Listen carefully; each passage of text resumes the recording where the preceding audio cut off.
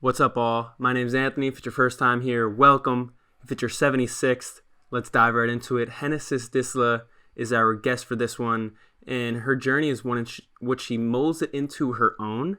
Early on, she had aspirations of working at Disney Animation Studios, but through some influences of her friends going on a lab tour at Stanford University, it caused her to reassess what field she wanted to be in and what she wanted to pursue.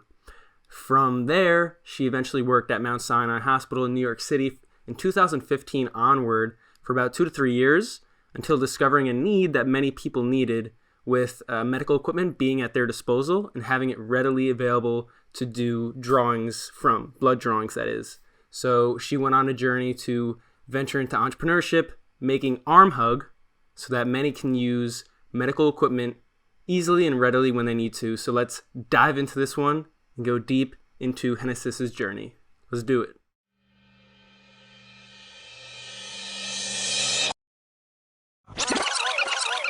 I have a dream. It's one small step for man. I am the greatest. You want something, go get it. Period. Genesis, I really appreciate you joining me today, joining the people who will be listening. You have a really cool story. We're going to dive into everything, but I really do appreciate it. Yeah, thank you. Yeah. So where are you currently, like geographically, just so I understand too? Yeah, so because the pandemic, I had to move to New Jersey, but the office is still in New York. So I Got it. do have my Okay. office in New York business. But because I'm here out in Jersey, I'm kind of enjoying the wilderness a little bit. Good. Yeah, that's important. Yeah. I would love to start, and maybe you can even say you get some inspiration when in the wilderness for some stuff pertaining to creative work, which is where your journey kind of started when you were in art. I must say I did look through your Instagram pertaining to art, and it's really good. It's like it's really, Yeah, really amazing. So I would love for you to explain and kind of open up my eyes more, but people listening as well as to where you started when you were younger. sure. So, I mean, you did mention nature. So I felt like art was like the natural option for me because my mother worked in fashion and art was kind of like I was kind of the next of kin. And that happened in kindergarten, of all Mm. places. The teacher made a comment that I was really observant and I was better than most of the other kids. And I think I was like 5 years old. So from that point on, it was art every day and like drilling, like what kind of markers you should be using, what kind of materials you should be gravitating towards. You're going to art college, you're going to do art in high school, you're doing art. Like it's so, which was great. I got to explore a lot of that. I think that one of the things I started to learn was it felt like I was almost chained to a desk. It felt like, well, is there something else out there? Because this is all I know. And it's Mm. great, but it felt very limiting after a while. I never did anything else. And so I started to branch out after college. When I graduated, I said, okay, have my art degree, which I was also not going to get because I was so frustrated at that point. Mm. But that journey took me to California. Mm. So I said, I want to work for Disney one day. So here I am ready. I was like, this is what I'm going to do, right? This is what I want to do. And when I walk into an art class, there's like tons of really brilliant artists. Everyone's talking about art. And I'm thinking, this is going to be the rest of my life. And I hear someone talk about science. And so I decided, you know what? What is this radiology that you're talking about? Like she was just really excited about Yeah. her science work. And that's how I wanted to feel. Like I was like, oh, I'm so interested in this. This is so amazing. I was just gonna And say I if you started, if you were to walk in, sorry about that, but if you were to walk in to an art class, you would think like most people would be excited to do that, but you were you clung to the person who did that, but with their science field. yeah, like I Okay. wanted that excitement and that like like when you first kind of meet someone or when you're first starting something, you're like super excited. You don't know yet how many times you need to fail to get to that point. Um, but because I felt like I was doing art because I was told this is what you need to do because this is what you're good at. So it's almost like I flipped the word, like how people see passion, which is because people are saying, at least I heard from a podcast that, it's whatever you're going to make a profit from. It's not it that there's no, like, some people don't want to follow their passion. They just want to follow whatever's going to make money. But then it's like, well, what if that's not your passion, right? So how do you keep that motivation? I mean, that's going to be really hard for you to make money. Yeah. So, the one occurrence when you did meet the science student in our class was, I saw some of your story before you explained it, but was at Stanford So she or? was a science student from Stanford. The art class Oh. it was called Animation Collaborative. It's a course that Pixar studio artists actually do, and it's right across the street from the studio. So towards the end of the class, everyone gets excited because they're like, "We're gonna tour Pixar, let's go!" It's so funny. It's definitely as cheery and happy as you think it is. It's such a great environment. Like everyone's really happy when they're talking to students about art. But when you work day to day, it's pretty monotonous. Like it's like you're just at work. Mm. So you might get tired of the cereal bar and all the fun perks that they give you. But it really was an eye opener, I think, for me. Yeah, well, for one, Pixar's and Disney is like some of the best storytellers ever, and that's a huge inspiration to me. I even read, I know you're into books, Creativity Inc. Yes, I was rereading that the other day, and I was like, this is so good. Like, Yeah. I So think, yeah. yeah, so like, did you ever get to tour like where they work there? Yeah, so I got to see some things. Unfortunately, some things are like closed curtains where like they Mm. have signs where you can't pass, or they might have the actors talking or on screen. Like the artists and the actors are in two different departments, so they're pretty segregated. You might see somebody famous and be like, "Oh, that's cool," but nobody really like runs up to them and "Can I get your autograph?" kind of thing, Mm. because that's just the film industry.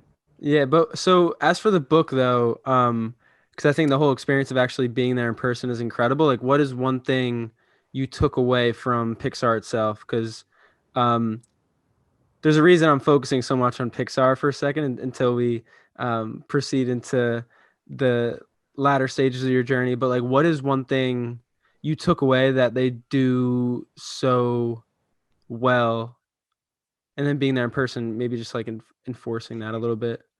Yeah. So one thing I like about them is the culture. I think Mm.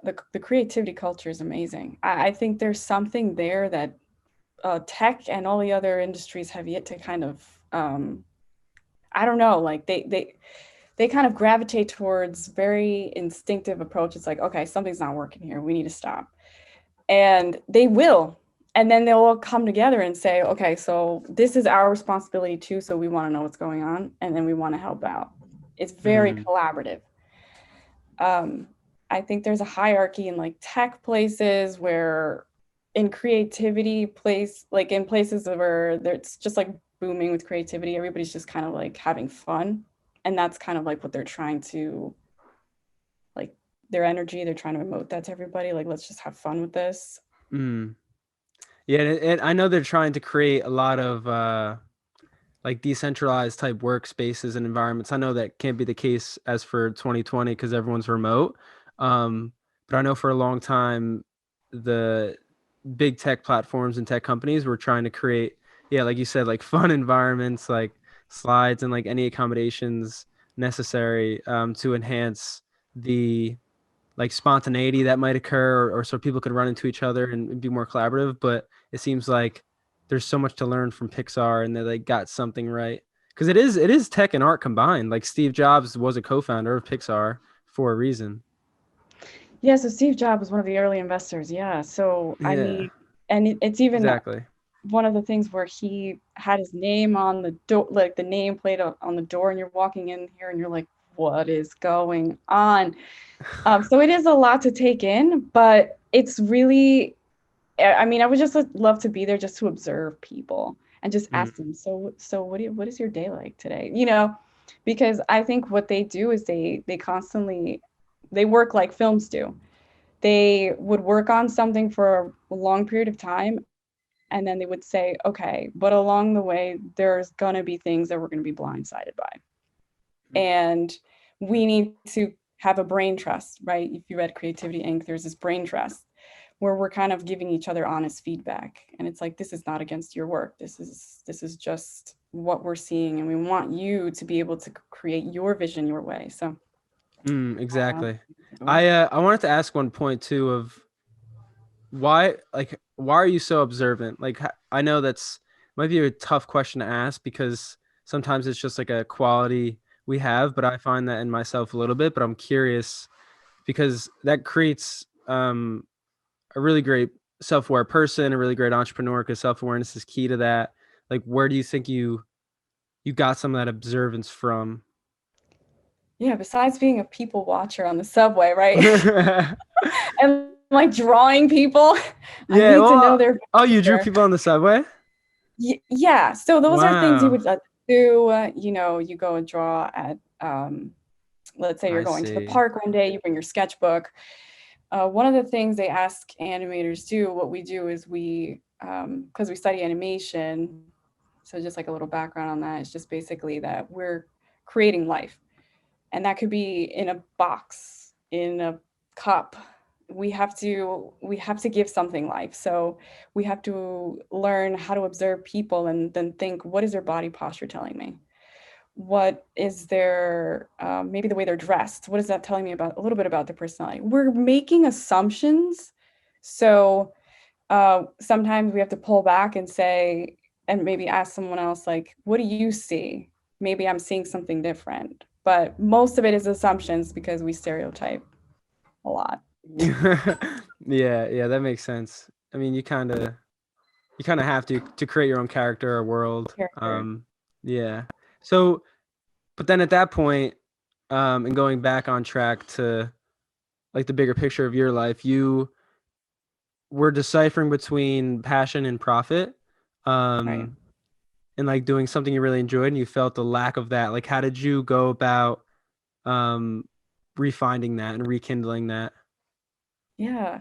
So I decided after my little trip from California, went home and I wanted to work on something that I would do for free.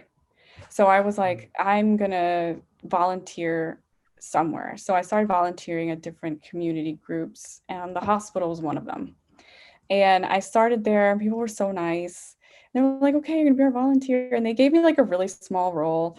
I was doing something administrative, but I really loved it because the patients. So I started hearing stories about the patients and who they were and why they were here. And then I was like, oh, this is so interesting. Maybe I'm just curious, right?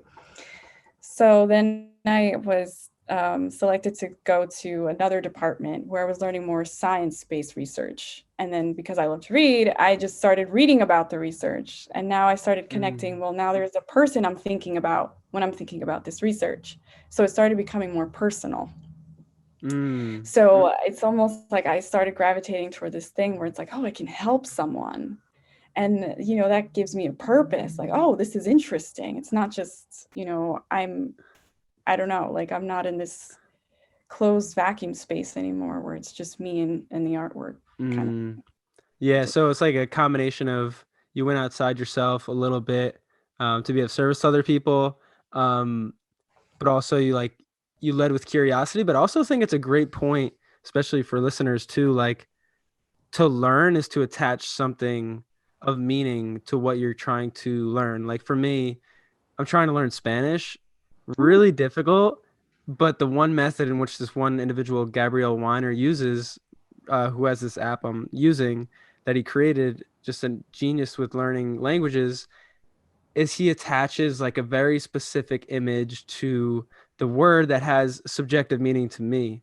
So that helps me foster a deeper connection to it. So for you though, like how did you decide to volunteer at Mount Sinai Yeah. Hospital? So Yeah. starting at Mount Sinai Hospital, I Googled hospitals that were looking for volunteers, and then I literally just started calling people. Nice. I sent some emails, sometimes it just that doesn't go anywhere. I was like, no, I need to do this. Like, I need to try this. Like, give me a shot. And someone returned the email maybe 2 weeks later, and then I went, got a picture. They made it really formal. Like, they have an interview process, training. It's definitely something like if you really enjoy just helping people, or maybe you want to learn more about science, maybe because I was just kind of putting my toes in the water, like I want to learn more about this industry. Mm. It's a great way of just like seeing even what departments there are. There's so many different departments in science. Yeah. Yeah, yeah. It's as simple as that though, which is crazy. You just were curious and then you loved reading, so you kind of scratch that itch. What was a particular experience within the hospital that kind of led you further down this road you wanted to be on? And maybe it wasn't one specific thing, if you can recall, because I know hospitals, they have very there can be some very like heartfelt stories of like connections with people, but like what was the continual process from there? You can continue to hold our hand and guide us down your journey. Yeah. So I think for me, it was there was always something new to learn. And I think that's kind of one of the things I gravitated towards. I was around really accomplished doctors, like if they work at a hospital, they have to have had so many years of training, and they've been doing these things for so many years. And I sometimes would walk in their office and I would see all of this, just like whether it was awards or just like things they've invented, or people that they were talking to. They let me shadow a lot of the visits. So I got to even meet some of these patients personally, and like just have just a short chat about like what it is that they were going through and how they were taken care of. So I think that answer your question about like what kind of memories, I think those are the I think the one that made the shift for me was probably when I went to an operation room for the first time, and I actually had to wear scrubs like if I was a trainee, and just kind of playing this role. And I think it was only for an hour. I mean, he was in there for like 8 hours, or they have sometimes 8 to 12 hour procedures, Mm, standing up. They play their music, and they just like it's any other day. They're just about to start surgery. yeah. And I was just standing in the background, and it was like so inspiring to see that people, this is what they do, and wearing, but I was felt like one of them. And the fact that they were willing to kind of like introduce me into their world like that, it just felt so easy to just Mm, like, it's like, oh, I can stay here forever because I yeah. love Yeah, this. did I see. So it was like they created a welcoming environment for you to learn. Was it like that with well, I'm sure animation might have been. Was there parts of it like that or no? Yes, so animation provides that learning experience, because we all have to like learn how to make worlds and create worlds. Mm, The difference for me was it was competitive. And mm, in art school, it's very much like you're kind of on your own, and your art has to speak for itself. And if you're chosen, you're chosen. mm, There might be one of us out of our class who actually becomes a director for a large animation studio, which there is one, and she's doing it. So I'm so happy for her. But um, I think what for me, I just didn't feel like I fit in too well with that. But it worked out for some people. mm. Yeah, no, so yeah, you found more of what you enjoyed, which makes sense now because being in a competitive nature, you have your own product, you have your own brand and company. I would love for you to continue because I like how we're going down this path. Like continue with when you're at Mount Sinai, volunteering, learning, and then how you got to Arm Hug. Yeah. So after a few years of volunteer, I think after the 2 years, I was hired as a research coordinator for multiple sclerosis clinic. And basically, my job was to do obviously a lot of reading and emails and meet with patients. While meeting with patients, I had to draw their blood. So I also had to get training, and which I also loved because I was like, oh, I'm getting training now. I've got a certificate, to draw blood. Like, who knows? This might come useful. And so I started to learn that I felt like as a beginner, it was really hard to learn that. And it seemed like such a simple procedure just because the clinic was small and we had high volume patients and they all needed to be taken care of. So I developed like this kit, which is like a box to carry the supplies for me, have it prepared so that when I sit down with my patient, I can just open and get started. Right now, there's a supply chain issue with that because logistically, when you order supplies, they come in different boxes. So we are trying to reduce that because it can be a real headache. Um, and then we're also trying to help with sustainability. So it's like if you need more supplies, we're subscription model. So you can come back to us. And we also, the storage unit is a one-time buy. So you don't have to keep purchasing these new units just so that you can carry your stuff. Mm. Wow, it's like a Stitch Fix type It delivery, yeah, it'll subscription. see it's like a seamless. We're trying to make it as seamless as possible.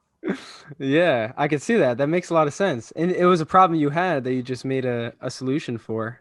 Yeah. So, I mean, it's exciting because now we get calls from people that need it. And, I'm like, oh, okay. Yeah, no, I could make another one. Yeah. So now I really have to think about making more of them and in large volumes. And so Mm. I'm talking to partners now and just debating like, what is the best material to make it from. So, I mean, it's a good problem, but it's fun and it's exciting that they want to try, they want a solution. It's so good to hear that.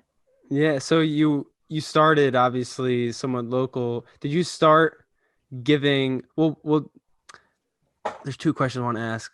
I think first would make sense. I want to ask a question about scale. That's what I was going to lead to. Okay. But how did you iterate upon the arm hug product initially? Like, did Yeah, you start within Mount Sinai, just like, hey, this will be used for you guys, or what did you do to like make it better? sure. So I started sketching.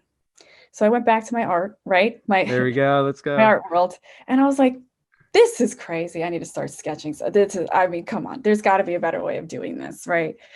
And so I started to make drawings and I went home and then I bought some foam board at Staples and I built it.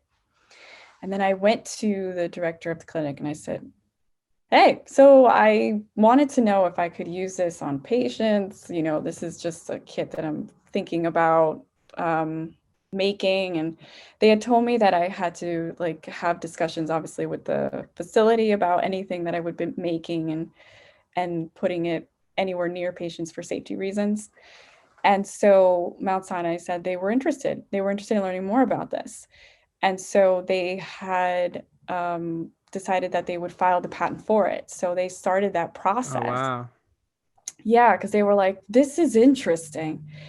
And so, yeah, so after the drawings and then the talking, I decided that with Mount Sinai, obviously, we would move forward.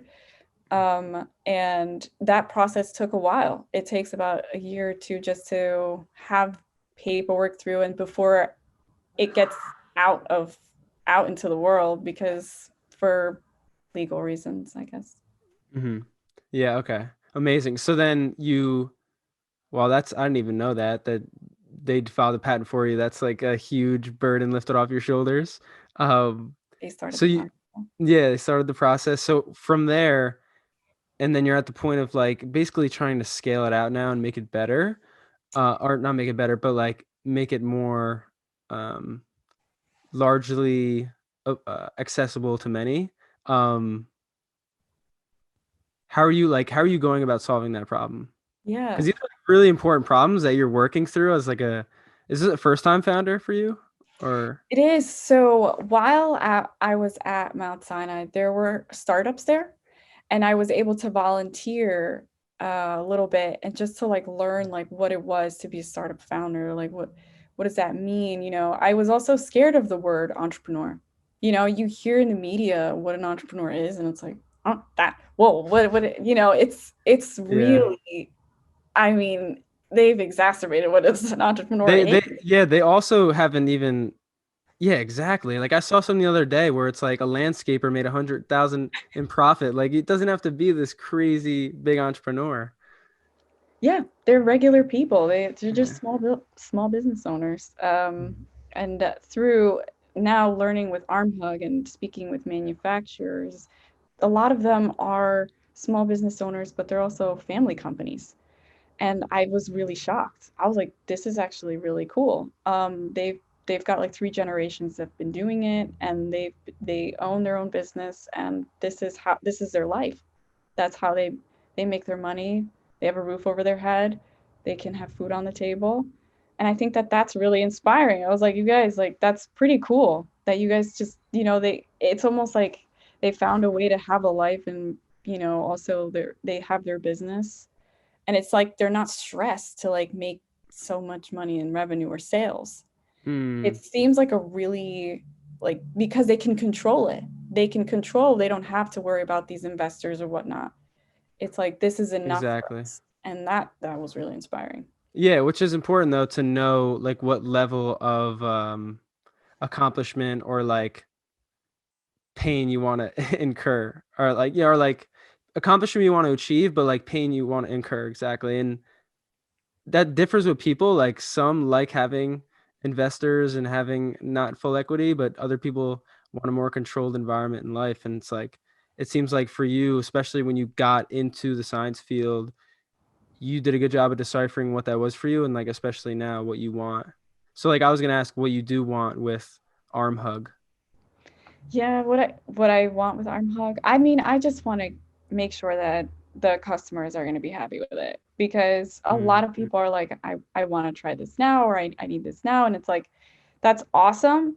But I also want to know, like, if in the future, like, where would this go? Like, who else is going to need this? Because right now, since the home health market is just going to be like home health workers, are the nurses going to need it? Are the doctors going to think about it? Because nobody's going to want to do labs at the clinic anymore. Like diagnostic labs is just, people are like, what is that? It's usually a mess. Every time I talk to people about it, they say I had a bad experience there, or the line was so long I just left. Yeah, I can even be one of like your people of feedback saying I've given blood at diagnostic labs before and it's yeah, there usually are long waiting rooms, long lines. Especially now with even like getting COVID tests, lines Exactly. are like sometimes 3 hours long it takes to get one. Um, I can definitely see everyone needing your product. It's just a matter of like Appreciate it. timing and when that gets to be, if so, you know. Yeah. Exactly. So how many people are you giving it to, and like, what's your bandwidth with being able to do that right now? Yeah, so right now we're trying to fulfill a contract. So we have someone who's interested in 500 units, and they are looking to have them within this year. So it's just looking at how often do we give you 50 units per month? Some things that I'm learning about supply chain planning is that the business, like some months it could be like a huge demand for arm hug, and some months maybe a little bit less. So there's an ebb and flow. Mhm. And so basically for us right now, it's more to focus on like, what's our production schedule going to look like? What kind of inventory should we have? Like, how well prepared can we think about like what's coming? Because let's say we do sell those 500 units way before what we were thinking. Can we take the capital, that the sales that we're going to make, and then be able to make more? Should we start thinking about a second product? Not that I'm jumping the gun here, but Mm. a lot of people were saying, what about a bag to put our kit in? Sometimes because the kit allows you to put blood vials in it, it needs to be temperature controlled at times, like if it's like sitting in a hot car. So people were saying, like, what about a bag so that you can put like ice pack in it just to keep it at a specific temperature while they're in transportation? Wow, that's like all really good feedback you're getting from people. Yeah, so I Instagram is amazing. They they're really honest. Like if you ever want to ask them who are your suppliers, where are you getting all of your stuff from, who would you recommend as a company to look for more for resources that you need in this industry, they're really open about it. Just because we're in this industry together, like we're in the people industry, so it's like, I want to help you, you help me. So Exactly. Yeah, yeah. And what are your, this is like a side question. What are your favorite books to learn about entrepreneurship from? Or like books that help you become a better entrepreneur since you're only like what a couple years in, right? yeah, Yeah. so it's been a year and a half. Wow. Books that have helped me with entrepreneurship. I feel like what's really helped me were the accelerators. Um, Oh, you but joined accelerators. yeah, so Ah. I I would go on this, like, it's weird. Basically I would take time out to just apply to accelerators. And I know the accelerators are probably like 3 to 6 months. And I would apply to like 50 or 100 of them, and then I would get accepted to like two, and then I would choose like which one should I do? And some of them ask you for large fees. And if I can't do that, then I take the one that doesn't um, ask for those fees. But that's where I've learned a lot, because I learn a lot from other founders who are in the same, who have the same problem, or who probably have a problem I will have. And it's real time. So it's like whatever is happening now, I was like, oh, I'm going to have that problem too. So wait a second. How did you resolve that? But books, I feel like I don't really It's a good know. point. No, it's a really good point actually. It's more efficient as well because it seems like in a good quote I saw before, believe it was something on social media. Someone said like the more important the advice, the more like dated back you should go in finding texts or like books. But the more like modern problems you have, just talk to more like go more modern, right? Just talk to modern founders, get a modern podcast. Like that makes more sense. What was an example of you going to someone and like getting help with an accelerator or talking to a first time founder? Like what's a problem you had that they had as well? Yeah, so I think for me it was the when people think about hiring, Mm. and I think so we have a Slack channel, and it's sufficient because if anybody ever has any questions, someone would ask, and then we would see it and be like, and then we would all just like jump in like that. This is what I came up with. This is the best resource. And then one of the girls in that Slack was an HR person back in her, I should say, her first career, because now she's a founder. But that was super helpful. So then I was able to jump on a meeting with her and then just talk about what I'm thinking. And then she would just kind of guide me through, this is how you should think of HR. This is what it does. And then she would provide some tools that, okay, this can help you with payroll, this can help you with like the financial side of things. And then in terms of getting that right person, um, that accelerator provided a coach, and the coach works a lot with your personality, which I thought was really, really different. Uh, Mm. yeah, they work with the Enneagram Yeah, yeah. personality test, and tells you like, because of your personality, like you want to find someone who has the same goals as you do, or maybe that's for everybody. But she's just saying it in a way of like, you want to be careful not to just hire anyone to fit the role, but like to have the same goal plan. So I found that Mm. cool. That's actually, yeah, that makes a lot of sense. I resonate with some of that. And do you have people you've hired now? You have a team?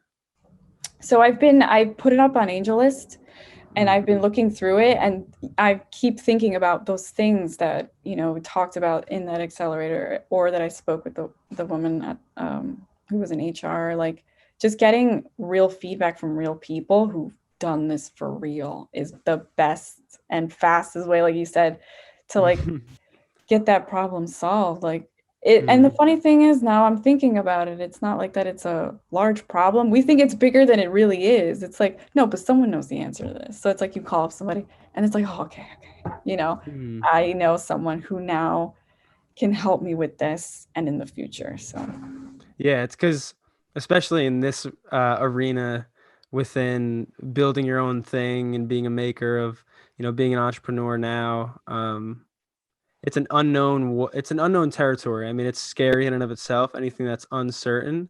So having some of that guidance, so many people I've interviewed on this podcast and people we've done stories on, they always talk about the importance of community and positive feedback. And it's incredible to hear that correlation to everyone's like main piece of advice, besides like interpersonal stuff on their own.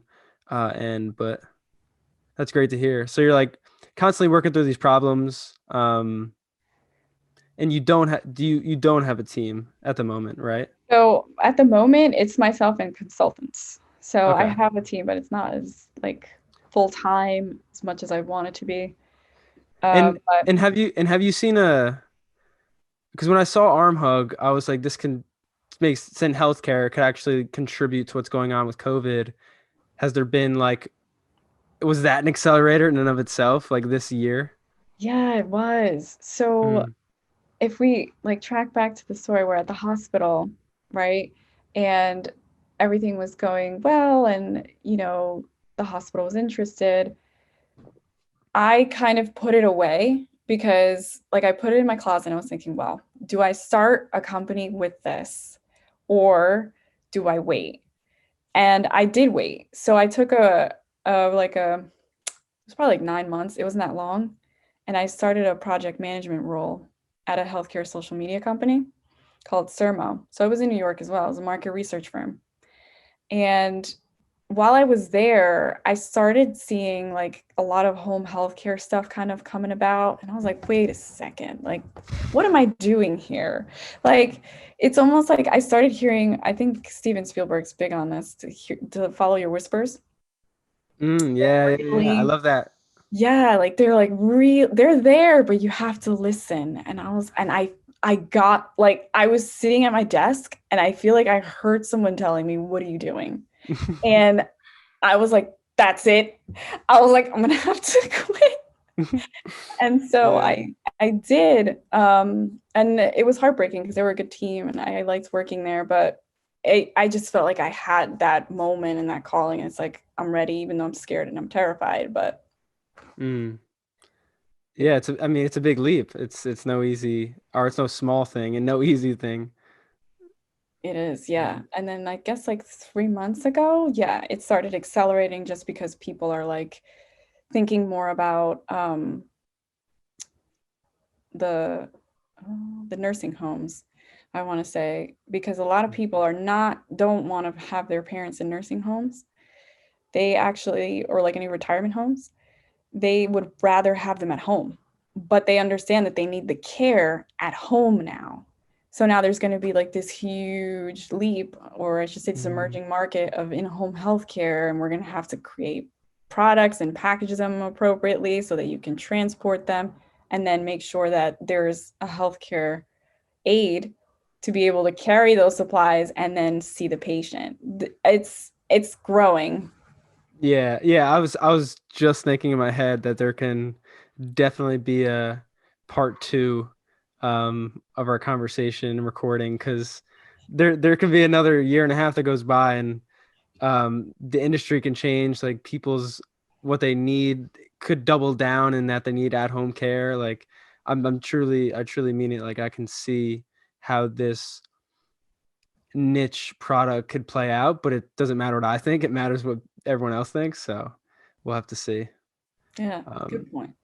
yeah. So what's the best place people can like follow, support, so Yeah. on and so forth? Website has, I've had a lot of subscribers lately. People want to just keep in touch to see when we're gonna do we're going to try to do a big product launch. We're going to try to update our website. Like we're working on a few things. And then if they want to connect professionally or just anything like that, like for questions or just conversations about healthcare in general, LinkedIn is always good. I think that's most Yeah. of the social media we have. Yeah, I for know that a lot of sure. people are on Twitter if they're like VCs or investors. There's been a lot of like startup world stuff going on in Twitter. Yeah, I've had a couple conversations of There. people raising money through Twitter, meeting founders. Twitter's pretty awesome. Pretty great. Yeah. So I always like to as well. This can be a two-parter, but I like to leave room at the end for the guests to just talk about whatever they want, like any learnings they've had recently. And I would also like to ask what a bigger dream of yours is, like something you really want to aspire to reach and like a person you want to become. As I always find that's important because you're kind of making your way there, right? You'll set it, reverse engineer, and then make your way there. But I'll leave that for you now, though. Yeah. Okay. I'll start with the second question first. Let's see. Who I aspire to be. So I'm thinking like, since there are not very many like females in healthcare, I want to be like someone who is kind of the outspoken and really talking from experience about how important healthcare is. So I saw recently how Amazon, I think, closed down. They had a company that was focused on healthcare.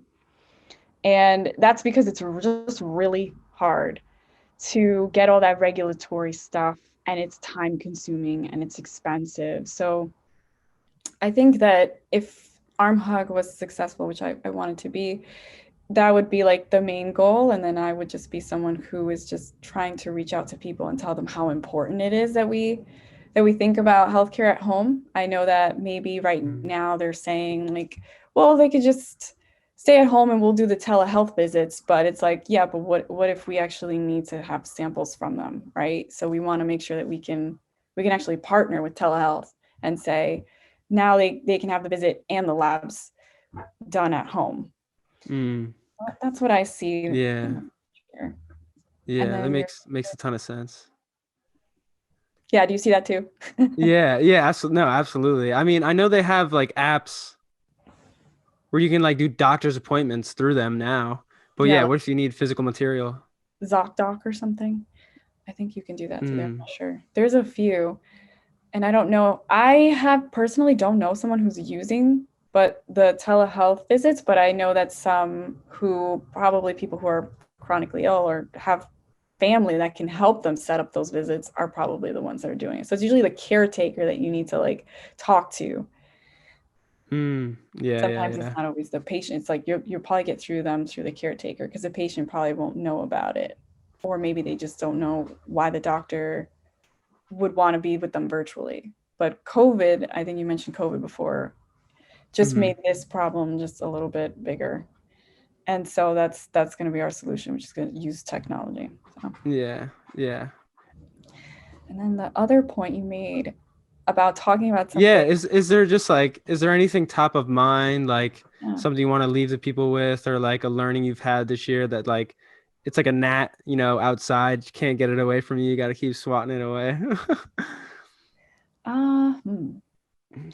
Okay, yeah, I think talking about like partnerships, I think that the best way to get the product to market faster or the fastest would be to partner with somebody who has their feet on the ground and they know the market, how it's moving because they're constantly putting products out there or they're talking to the people.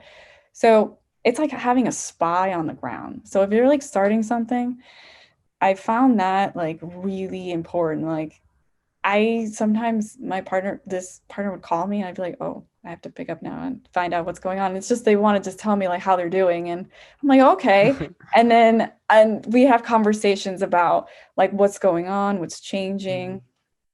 Like now they're starting a distribution platform so that people who basically can join their community can also view the products that they're selling. So they want to start like education class classes and courses, and then at the same time they want to sell products because they're like, wait, so now that you are certified phlebotomist, for instance, you can also purchase these products that we have for certified phlebotomists.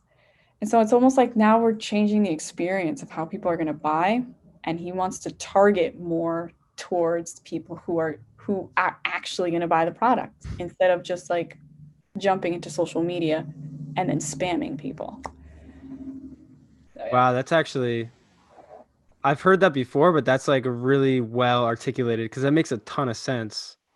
Like it truly is more targeted for you, like, and that idea by them is ingenious. Yeah, I think it's going to take time because I think with the SEO, it's like you generally have to build that. Hmm. And it's probably something that is also new to the people he's going to bring on this platform, right? Because healthcare is not so tech savvy, but they're willing to change. It's like, wait a second, you solved this problem for me. I'm done. Here you go. Here's my money. You know, like they're like, please. And that's usually, it's sad a little bit because they're just really desperate to get the solution and to just, you know, be able to say that I can do this. It sometimes it gets really desperate. I feel for them. Yeah.